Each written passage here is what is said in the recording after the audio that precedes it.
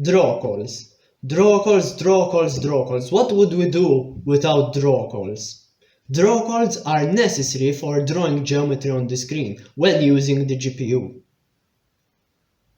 But what if we have 10,000 cubes, let's say, and want to render them all? Should we send 10,000 draw calls for every cube?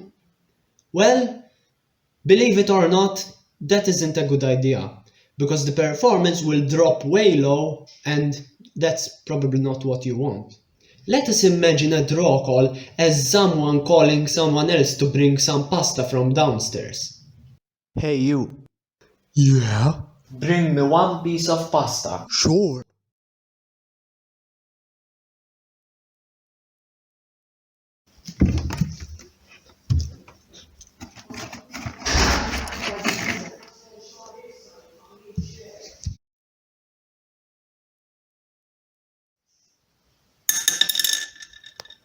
Bring me another piece of pasta.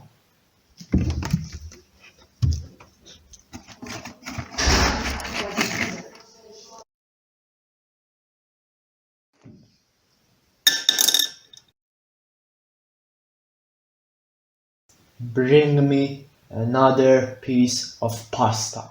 I'm so hungry. Man, I really can't wait for the last piece of pasta to arrive.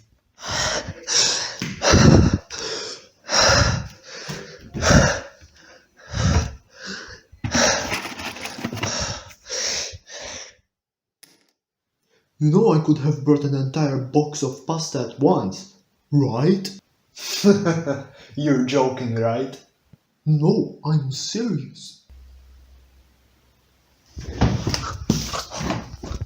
Sending a draw call to the GPU is expensive. It's similar to me calling that other guy to bring me pasta. He has to go downstairs, open the box of pasta and bring me a piece of pasta, or an entire box of pasta if I really want to. So, what is best if I ask for one piece of pasta at a time, or if I ask for the entire box at a time? You probably know the answer to that. And it applies in the same way to the GPU. You can send one draw call for every mesh you want to render, or else you can send one draw call to render all the meshes. let us say we want to render 1000 cubes. Each cube must have a different transformation, otherwise they will end up overlapping. Usually for every cube we send a matrix as a uniform, then we do a draw call. This works fine, but for 1000 cubes we'll have 1000 draw calls. As we already mentioned, draw calls are quite expensive. To reduce the draw calls to just one draw call, we'll need to somehow pass all the transformations in one pass.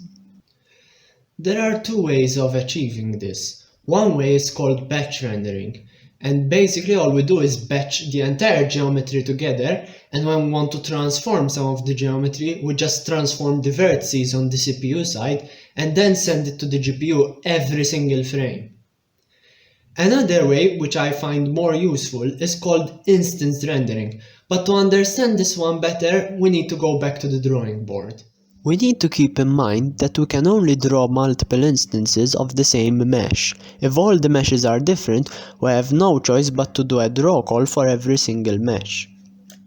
This is the usual layout of an instance of a vertex array object.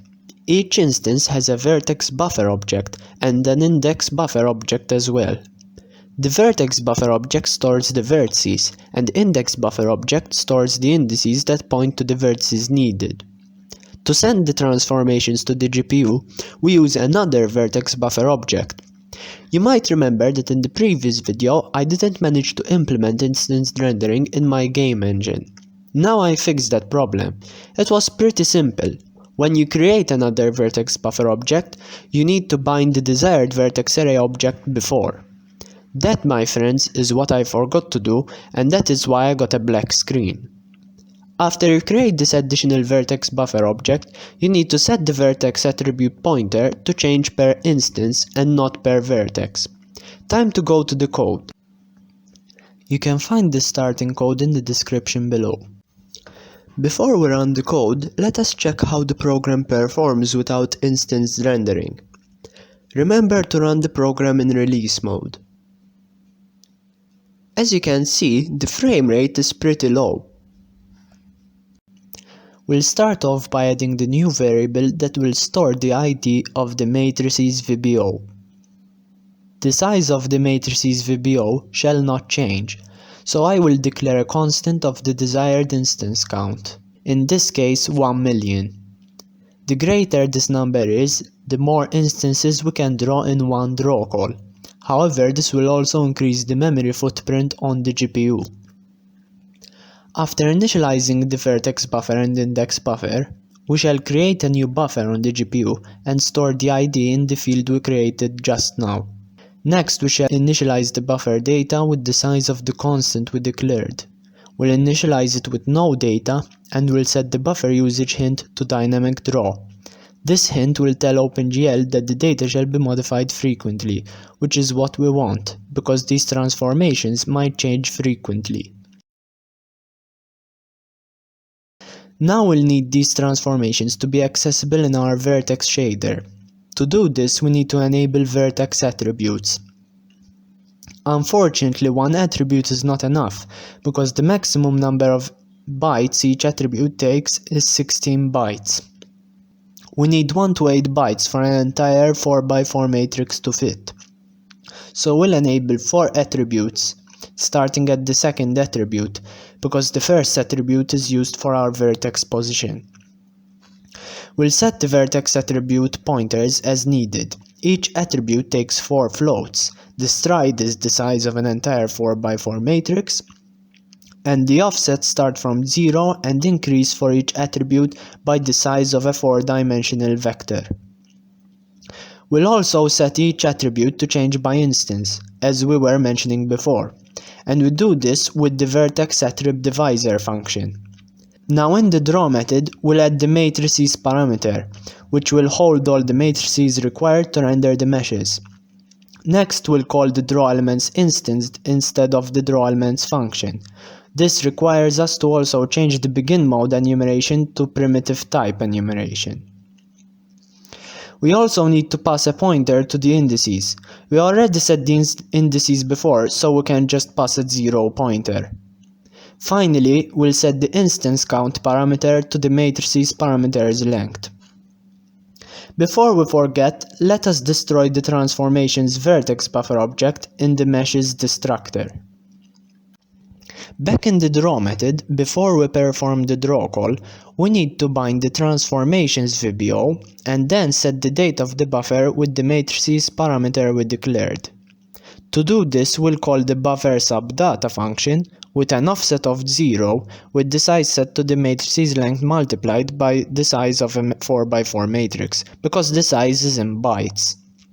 To set the data, we need to put the buffer subdata call into a fixed statement, where the pointer will be equal to the matrices span. Finally, we'll wrap that pointer with an int ptr and pass it as the last parameter. Now it's time to change the rendering code to use this new draw method. All we need to do is delete the loop that rendered the cubes and instead call the cube.draw method with the transformations array as the argument. In our vertex shader, we need to remove the transformation uniform and instead add another attribute that will hold the transformation matrix. After running the code as is, it did not work. We forgot to bind the transformations VBO buffer before setting the data, and I also forgot to initialize the transformations with the perspective multiplied. This should give you the same result as before, but a lot faster.